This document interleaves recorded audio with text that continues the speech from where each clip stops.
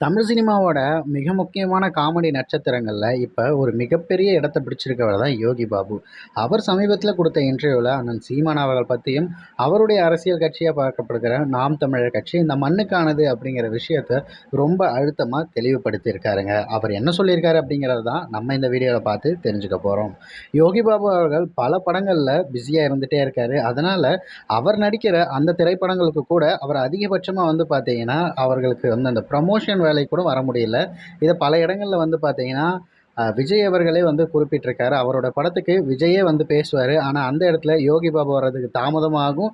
இல்ல சில நேரங்கள்ல வராமலே போயிருவாரு. அந்த அளவுக்கு ஒரு பிஸி ஷெட்யூல்ல இருக்கவரு, தற்போது வந்து பார்த்தீங்கன்னா, சில இன்டர்வியூஸ குடுத்து வராரு. அப்படி குடுக்குற ஒரு சேனல் இன்டர்வியூல அவர் என்ன சொல்லியிருக்காரு அப்படின்னா, நாம் தமிழர் கட்சி அண்ணன் சீமான் அவர்கள் வந்து மிகப்பெரிய ஒரு மாற்றத்த முன்னெடுத்துக்கிட்டு இருக்காருங்க.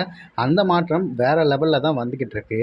இப்போ சொல்லப்போனா 80% தொகுதியில 3வது இடம் அவர் பிடிச்சிருக்காரு.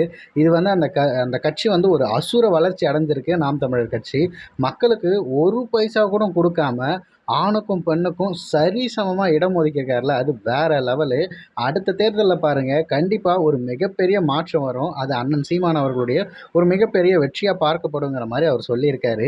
இந்த செய்தி தமிழ் தேசியவாதிகள் மத்தியில் ஒரு மிகப்பெரிய சந்தோஷத்த தரக்கூடியதா தான் இருக்குது. காரணம் என்ன அப்படின்னா, நாம் தமிழர் கட்சிக்கு எந்த வகையிலும் வந்து பார்த்தீங்கன்னா, மீடியாக்கள்லேருந்து ஒரு ப்ரமோஷன் கிடைச்சதே இல்ல. ஆனா, இந்த மாதிரி நடிகர்கள், இல்ல ஒரு கலைஞர்கள் யாருனா பேசுறாங்க அப்படின்னா, அந்த கட்சி சம்பந்தமான விஷயங்கள், அதாவது அரசியல் சம்பந்தமா திரும்பாம இருக்கக்கூடிய அத்தனை பேருக்கும் சென்றடையுது. அப்படி இருக்கும்போது, இவர் பேசும்போது, இவர் ரசிகர்களா இருக்க எல்லாருமே வந்து, நாம் தமிழர் கட்சினா என்ன? சீமான் யாரு? அப்படிங்கிறத அவர்கள் கவனிக்கும்போது, இன்னும் இளைஞர்களின் பலம் கூடுதலாகும். நிச்சயமா இவர் சொன்னது போல, அடுத்த தேர்தல்ல ஒரு மிகப்பெரிய மாற்றத்த கொண்டு வந்து, நாம் தமிழர் கட்சி ஒரு மிகப்பெரிய வெற்றி அடையும் அப்படிங்கிறது எல்லாருக்கும் இந்த நம்பிக்கை இருக்கு.